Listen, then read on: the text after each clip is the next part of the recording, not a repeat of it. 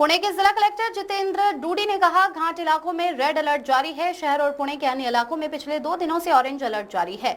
आने वाले 2 दिनों में भी घाट इलाकों में रेड अलर्ट और शहर के इलाकों में ऑरेंज अलर्ट जारी रहेगा। स्थिति अभी नियंत्रण में है।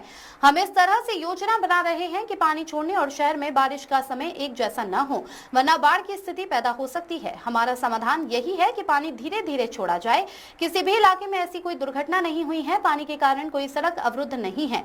सिंचाई विभाग और अन्य विभागों के साथ समन्वय करके ही पानी छोड़ा जाना चाहिए, ताकि किसी भी इलाके में बाढ़ की स्थिति न बने। घाट एरिया में रेड अलर्ट है और शहर और बाकी जो भाग है पुणे का, वहाँ पे पिछले 2 दिन से ऑरेंज अलर्ट है। आने वाले 2 दिन भी घाट एरिया में रेड अलर्ट दिखाया गया है और शहरी भागों में ऑरेंज अलर्ट दिखाया गया है। अभी परिस्थिति कंट्रोल में है। हमने खड़क वासला और पवना से जो पानी का विसर्ग है वो थोड़ा अभी बढ़ाया है, क्योंकि जो कैचमेंट एरिया में जो पानी आ रहा है वो डायरेक्टली डैम एरिया में आ रहा है। दोनों ही डैम आई थिंक 95% से ज़्यादा भर चुके हैं। हम प्लानिंग इस तरीके से कर रहे हैं कि पानी छोड़ते हुए, जब पानी छोड़ें और शहर में बरसात हो रहा हो, तो वो टाइम जो है वो थोड़ा सा आगे पीछे रहना चाहिए, क्योंकि फ्लड का पानी डैम का पानी और बरसात जब एक साथ हुआ तो उस परिस्थिति में फ्लड सिचुएशन निर्माण होने के चांसेस बढ़ जाते हैं। एज ऑफ नाउ हमारा नियोजन यही है कि पानी जो है स्लोली छोड़ना चालू करें। टाइमिंग इस तरीके से डिसाइड करें जब बरसात साथ में ना हो रहा हो, ताकि फ्लड सिचुएशन शहर में कंट्रोल कर सकें। बाकी किसी भी एरिया में किसी भी तरीके का अब तक कोई भी दुर्घटना इस तरीके की कहीं से भी नोटिस नहीं हुई है। कोई रास्ता भी बंद नहीं हुआ है पानी के अंदर आने की वजह से।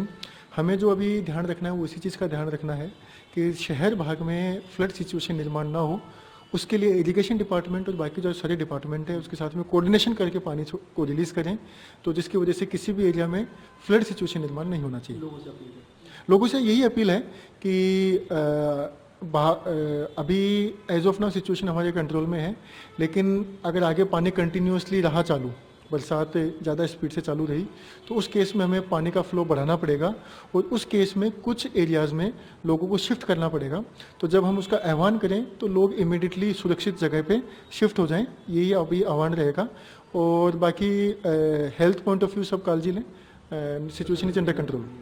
प्रशासन ने बारिश के हालात पर नजर बनाई हुई। कंप्लीटली प्रशासन का कोऑर्डिनेशन कंटिन्यूसली चल रहा है। इसी की वजह से आप देख रहे हैं 2-3 दिन से बरसात हो रहा है, लेकिन कहीं पे भी हमने फ्लड का सिचुएशन निर्माण होने नहीं दिया है, क्योंकि हमने प्लानिंग पहले से ही कर रखा था कि अगस्त के महीने में बरसात होने के चांसेस हैं।